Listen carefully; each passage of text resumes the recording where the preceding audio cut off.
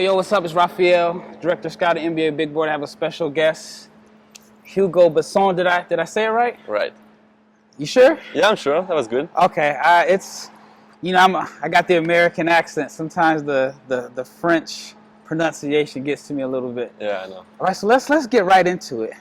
How does it feel to be here? We're in Dallas, Texas.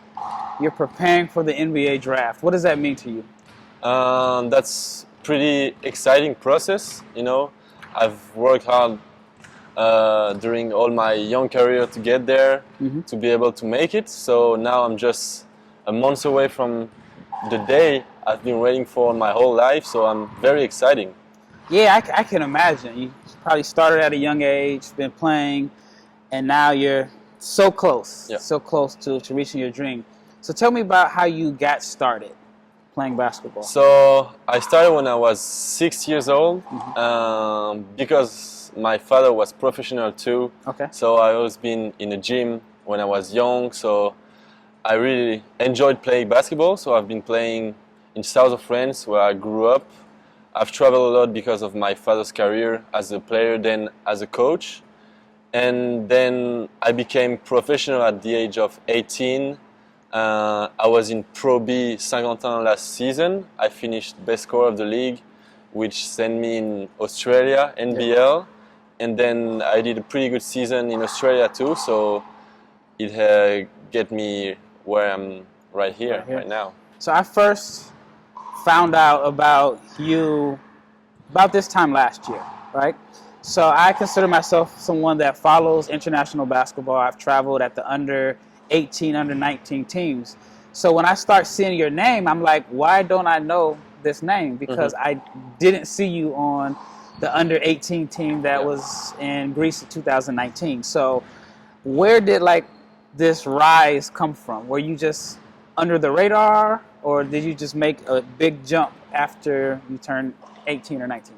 I think I was under the radar because I always been a good scorer, best scorer of every championship I went to. Yep. But I was kind of small, skinny, not very physical, so maybe that didn't help me to be very known and be in the national team. Yep. So I just did my own way, and I was working hard to get and to be professional and to perform at a professional level. Yeah, I mean, I think it's awesome because I was there in 2019 watching the under 18 French national team, and you weren't on that team. And here we are 3 years later, you're preparing for the draft.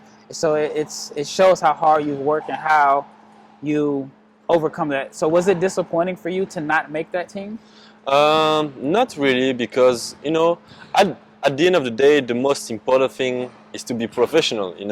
If you're in the whole national team, young national team, but you're not getting professional at the end of your young teams, that means nothing for me. My goal was to be professional. So even if I was not selected in the national team, my goal was just to be professional, and I worked really hard for it. And then in your professional season last year in France, like you said, you led him in scoring. And when I watched your film, I was blown away. I felt like, why don't I know who Hugo Besson is? And so one of the things I noticed about your game is that you don't need someone to feed you the ball. You can go get it on your own. And I think were you fourth in three-pointers made? Yeah, I don't really remember. I think you were fourth in three-pointers made, but I think there were a couple games you missed. If you would have not missed those games, you would have been first. You shot a very good percentage, I want to say 36%, but most of those shots were off the dribble. So where did you develop creating your own shot as a three-point? I feel like there's guys that are three-point shooters that need somebody to pass them, and then there's three-point shot makers. Yeah. Where did you develop that at? Just work. I've been working a lot with my father. He taught me almost all I know now. And the most important thing he teach me is to be able to score by your own. You don't need somebody to help you or to get you open. So I will work on it and to be able to create my own shot, because I think it's very important to not be like the guy who needs another one to score, and I'm very trying to be that guy. All right. So after you left France, you went to Australia. Well, your team is New Zealand, but you Yeah. went to Australia. And how was that experience for you?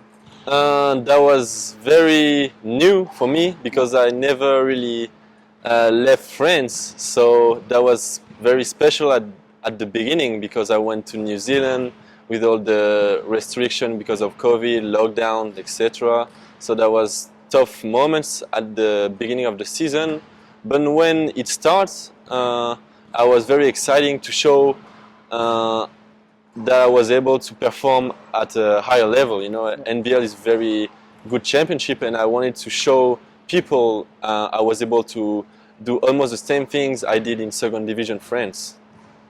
How was the adjustment from France to Australia as far as level of play? First of all, you have to adjust just in your language, you know, because people don't speak French, and that's not the same mentality, not the same way to work, and everything was new for me. So I had to get used to it quickly to be ready to perform very early in the season, and I think I did it pretty good.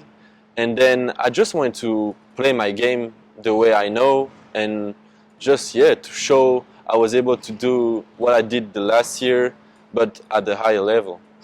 How long did it take you to adjust to the time? I've been out there before, and it's hard.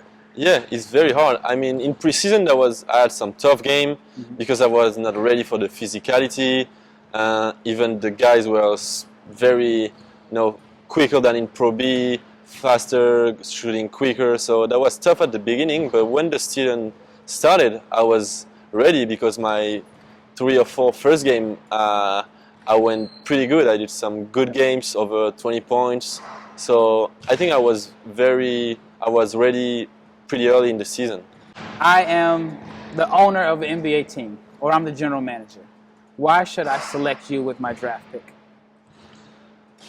Because I want to make it. I'm very hard worker. I really want to help the team to win. And just because I think I can help a team to win. Yep, I agree. I'm a big fan. I actually did a video breakdown on you, I want to say it was in like August. And I felt like I was one of the first Americans to really take a deep dive into your game and just kind of bring it to the American audience. What position do you consider yourself? Are you a 1? Are you a 2? Or are you just a ball player?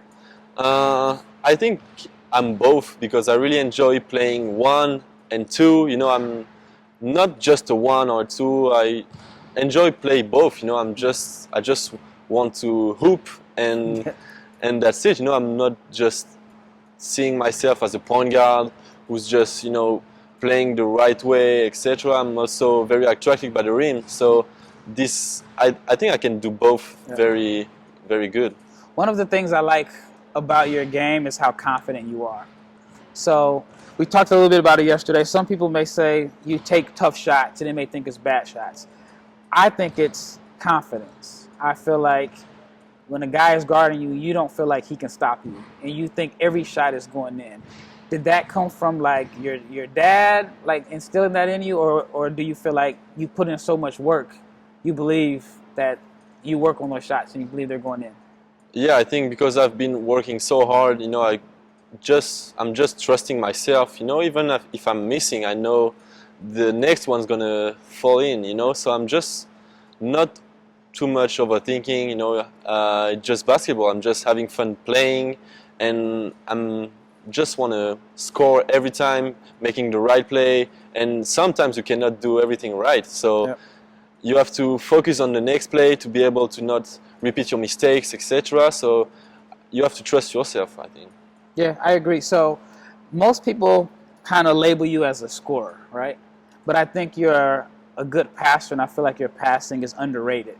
How do you feel about your passing? Do you feel like it doesn't get enough attention? I think I've showed for the first part of the season in Australia just scoring. I was averaging just 1 assist a game, and I had a meeting with my assistant coach who told me like I had to do more things on the court, because in the NBA, a lot of players can score, you know. Yep. So, but on the second part of the season, I've been trying to do more stuff on the court to be able to not be just a scorer. And I think at the end of the season, I averaged almost 3 assists a game. Yep. So yeah, I've worked really hard on this part of my game too, to be able to not just be considered as a scorer. You know? Yep. Now, is there an NBA player that you think plays a similar style to you, or you play a similar style to that NBA player? A lot of people compare me to Tyler Hero. I don't know, because of this way he plays and the way I play, I think. But I'm just trying to be focused on myself, you know, because I'm not Tyler Hero. I'm not another guy. I'm just Hugo Besson. You know, I just play the way I know, and that's my game, not another one game. So I'm just trying to hoop how I know it. All right, France has been doing well as far as like representing the country in basketball. What is it about basketball in France that is making the country a power? Basketball is not that huge in France. Soccer is the main sport. So, but we have a lot of great young players in France. The level is just growing up every day. When I was in Pro B, I mean, that's still second division, but it's the best second division in whole Europe. So, you know, so I think we had a pretty good level, and this is why you see a lot of players now, French players in the NBA, EuroLeague, able to perform at this level. So I think we got a pretty good level in France. Yep. So when you make it to the NBA, what do you think the biggest adjustment will be for you? I think the physicality. I have to work on my body to be able to do 82 games a season, and to be more consistent, you know, to not just score one game 20 points, miss 3 games after, you know, to be very consistent, to be able to get those games, and yeah, just to stay after. I think the hardest part is to stay in the league as long as you can. So I have to work hard. It's not, when you get drafted, it's not the end, you know. I think for me it's just the beginning of something else. So I will work very hard to stay in this league. Yep, I like that mentality. I don't think a lot of people realize it, that the draft it's a huge day, but it's just one day. Yeah. And you want to stay. So you've been in Dallas about a week now. What's a typical day like for you here? So I'm waking up at like 6:30, 7 a.m. I'm getting my breakfast. After my breakfast, I'm stretching, getting prepared for my practice. I'm going to the gym at around 10. Doing some workouts, basketball, lifting for 3-4 hours. I'm just getting ready for the NBA workouts, the combine, and to be ready to play an NBA game. So I'm just preparing the best I can to be ready. Has your body adjusted to all the times? I mean, within the last month, you've been in 3 different time zones, clearly across the world. Australia's time zone is crazy. I went out there once. I was completely thrown off. Then did you go home after that for a little while? And then now you're here in the States. Has your body fully adjusted to all the traveling? Yeah, I feel pretty good. Are you Superman? Or are you I don't know. You know, when I was in Australia and I went back to France, I had some rest for like 2-3 days. It helped me to recover well and to get ready. So now I'm just, you know, in the mentality to work and to get ready. So I don't have time to be tired, you know. Wow, he Superman right here. Because if you've never traveled, you don't realize how far Australia is. Yeah, it's true. It is, I mean, it's depending on where you're going in the States, it could be 24 hours, 30 hours of traveling. And wow, you got to be, I guess you're that focused that you're not really that tired. All right, so last question.